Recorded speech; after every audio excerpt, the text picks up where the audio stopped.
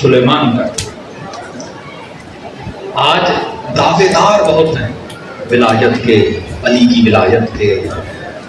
دعویٰ کرنا دنیا کا آسان ترین کام ہوتا ہے۔ آج واقعی حقیقتاً پاکستان سے کون محبت کرتے کون نہیں کرتے، لیکن دعویٰ کرنے والے اور ہیں، محبت کرنے والے اور ہیں۔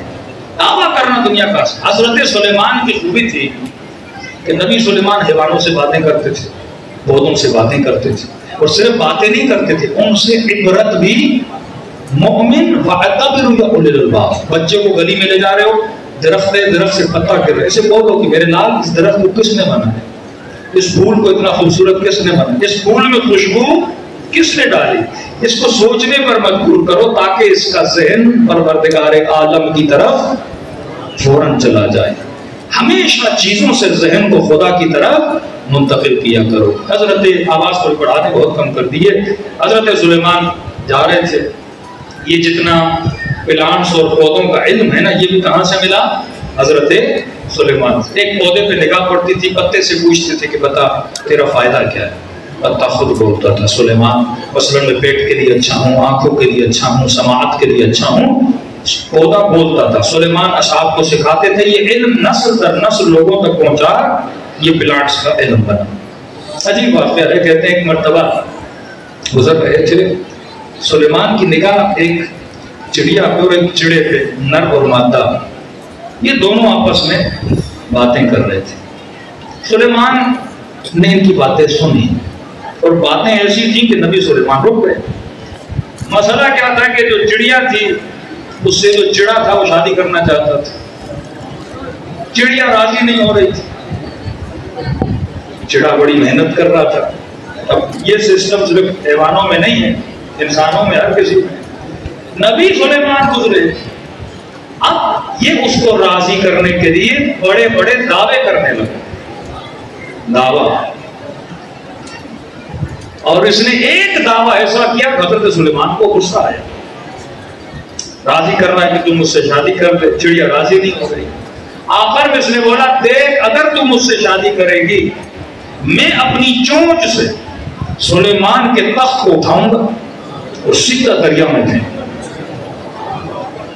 سلیمان پریشان کہ تیری چونچ کتنی، میرا تخت کتنا، اور تو اتنا بڑا دعویٰ کرے۔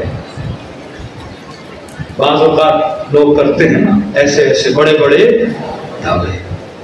سلیمان نے دونوں کو کہا ادھر آؤ، چڑیا بھی آئی، چڑا بھی آیا۔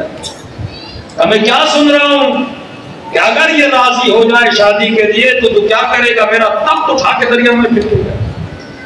کیا تیرے اندر اتنی طاقت ہے تو چھوٹا پتھر نہ اٹھا سکے؟ اس نے کہا نبی سلیمان المحب لا یلام، محبوب کو ملامت نہیں کرتے۔ گویا کہنے لگا کہ محبوب چھوڑتا ہے بڑی بڑی، وہ دعوے بڑے بڑے کرتا ہے، آپ کو بھی پتا ہے کہ محبوب کو ملامت نہیں کرتے۔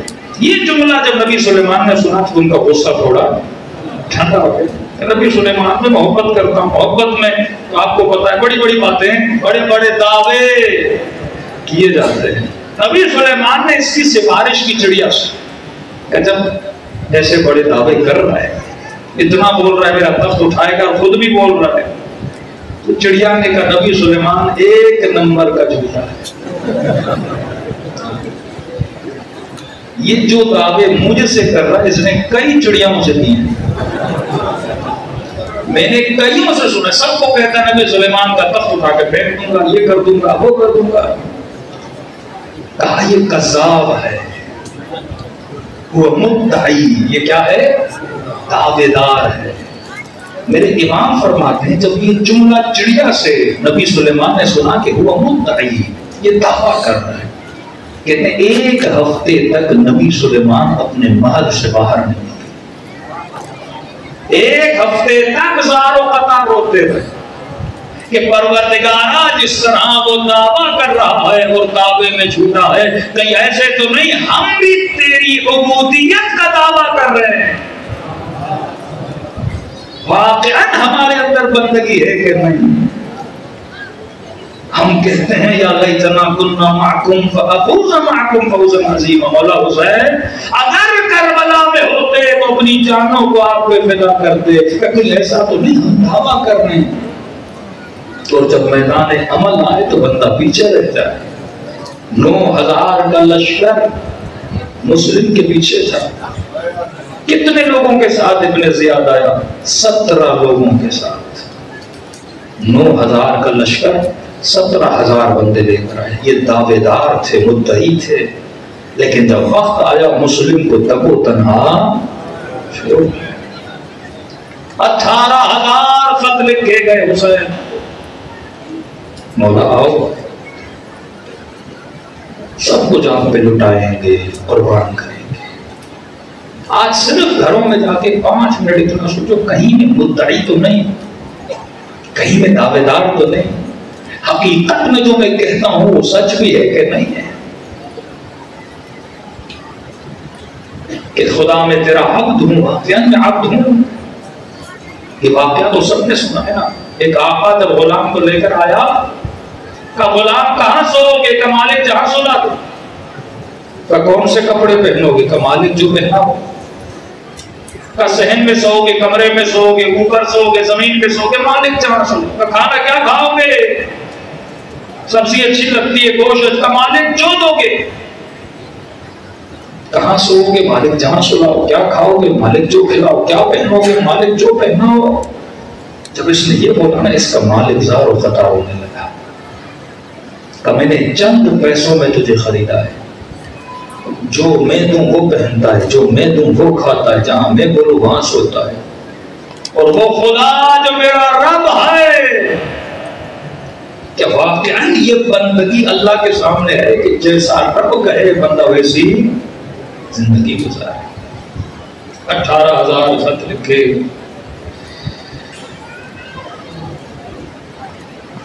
ان خط لکھنے والوں میں سے ایک بندہ امام حسین کے کربلا آنے سے پہلے تجارت کی غرض چلا،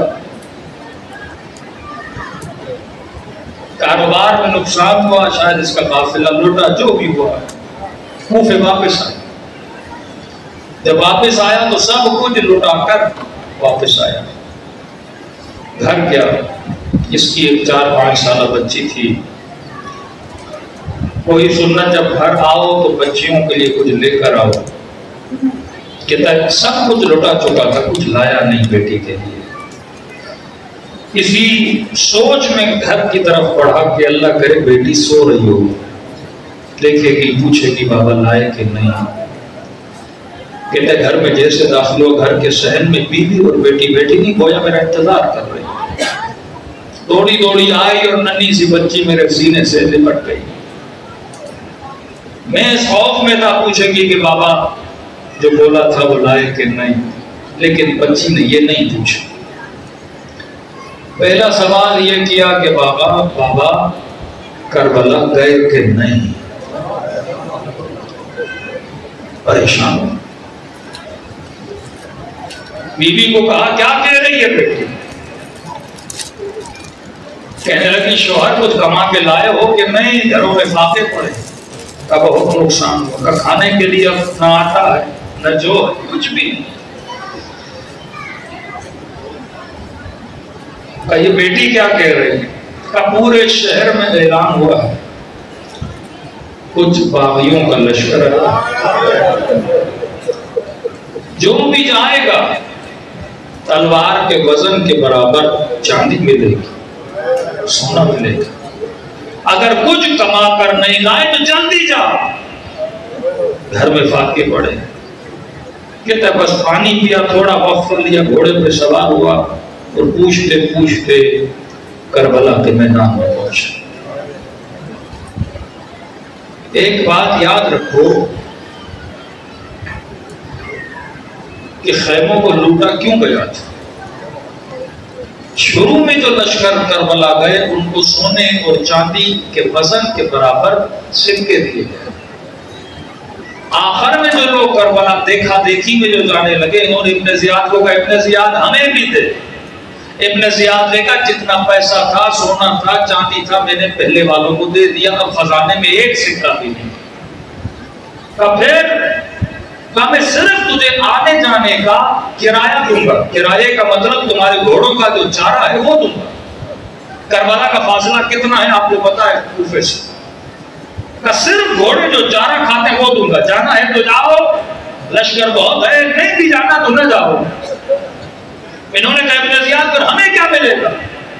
سونا وہ لے گئے، چاندی وہ لے گئے، تم ہمیں صرف چارہ دے رہے ہو۔ کہ ایک کام تیرے لیے کر سکتا ہوں۔ تب کیا؟ کہ جن کو سونا اور چاندی ملا ہے ان کو اجازت نہیں ہوگی لوٹنے کی،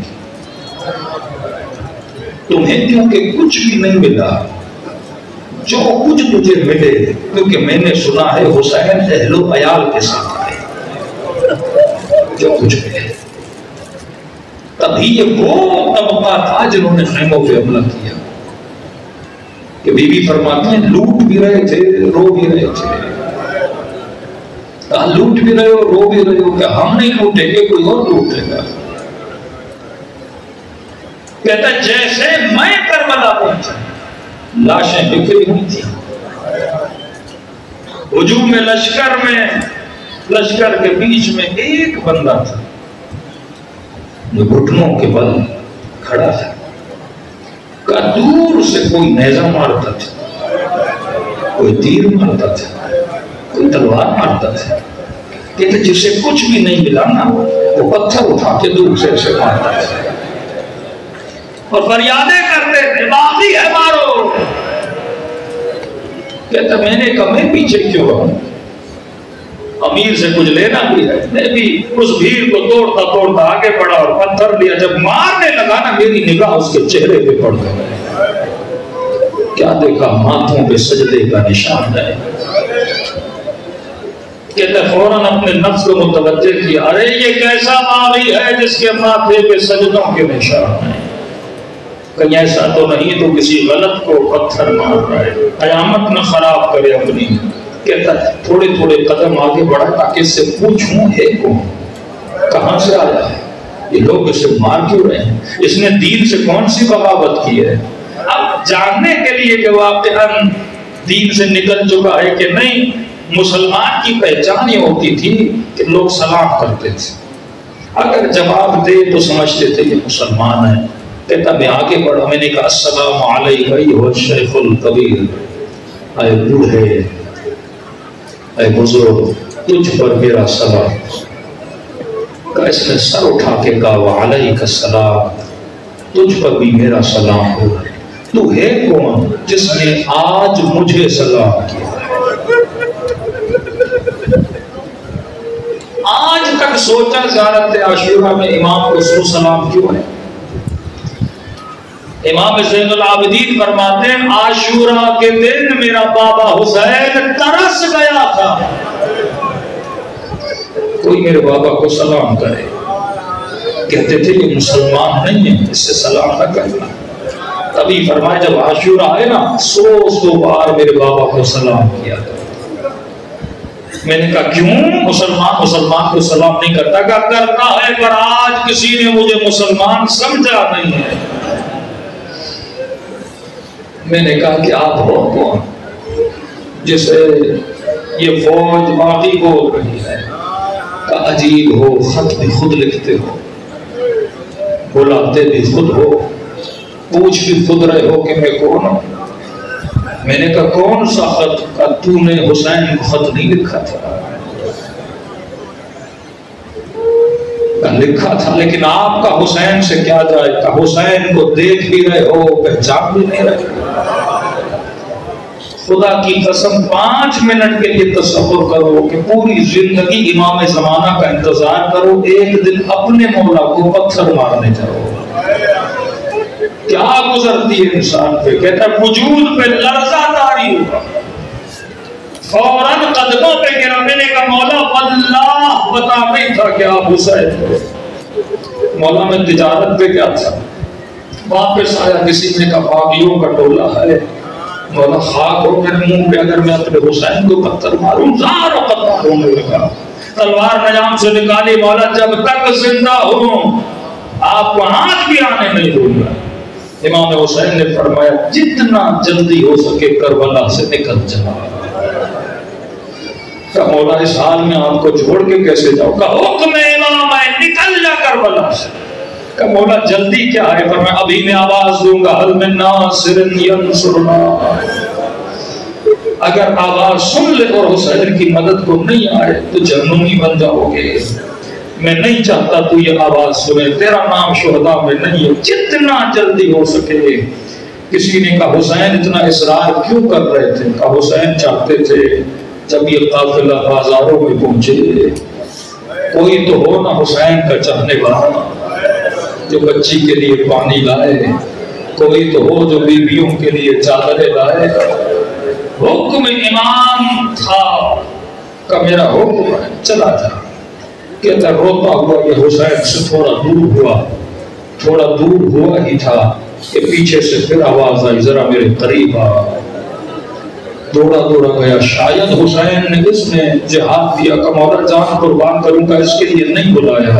مولا پھر کیوں بلایا ہے؟ کہ حسین نے اپنے ہاتھ سے انگوٹھی اتاری۔ مجھے نہیں پتا ان زخمی ہاتھوں میں انگوٹھیاں کتنی تھی، ایک انگوٹھی اتر نہیں رہی تھی۔ ظالم کہتا میں نے حسین کی انگلی کو کاٹ دیا۔ دوسری انگوٹھی یہ تھی، ادار کیسے کا اپنا ہاتھ آگے لا۔ حسین نے اس کے ہاتھ پہ انگوٹھی رکھی، تعجب سے کہنے لگا مولا میں تو سمجھا مجھے جان قربان کرنے کے لیے بلایا، انگوٹھی کس کے لیے دے رہے ہیں؟ مولا فرماتے جب تو سفر پہ گیا تھا تیری بیٹی نے تجھ سے انگوٹھی مانگی تھی، تجھے یاد نہیں پر حسین کو یاد ہے۔ خدا کی قسم تجھے اپنے بچوں کی اتنی پرواہ نہیں جتنی حسین کو پرواہ ہے۔ کہا جب واپس جاؤ تو یہ انگوٹھی اپنی بیٹی کو دینا، اور بس اتنا کہنا جسے تو مارنے گیا تھا وہ باغی نہیں تھا، وہ تیرا حسین تھا۔ ابھی جب قافلہ بازاروں میں آتا تھا کوئی پتھر مارتا تھا، زینب خاموش رہتی تھی، کوئی گرم پانی پھینکتا تھا، بیویاں خاموش رہتی تھی، لیکن جب یہ کہتے تھے نا یہ باغی کی بہن ہے، رو کے کہتی تھی پتھر مار لیکن میرے حسین کو باغی نہ۔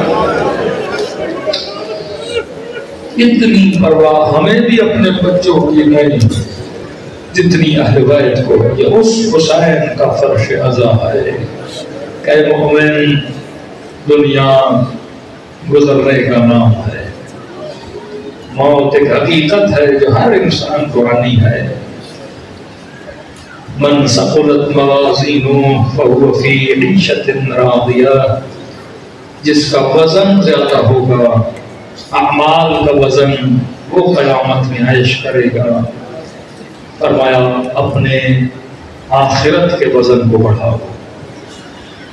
فرمایا ایک قطرے غم حسین میں یہ طاقت ہے کہ یہ جہنم کی آگ کو بجھانے کی صلاحیت رکھتا ہے، لیکن آنکھ بھی ہور والی ہونی چاہیے، جذبہ بھی ہور والا ہونا چاہیے۔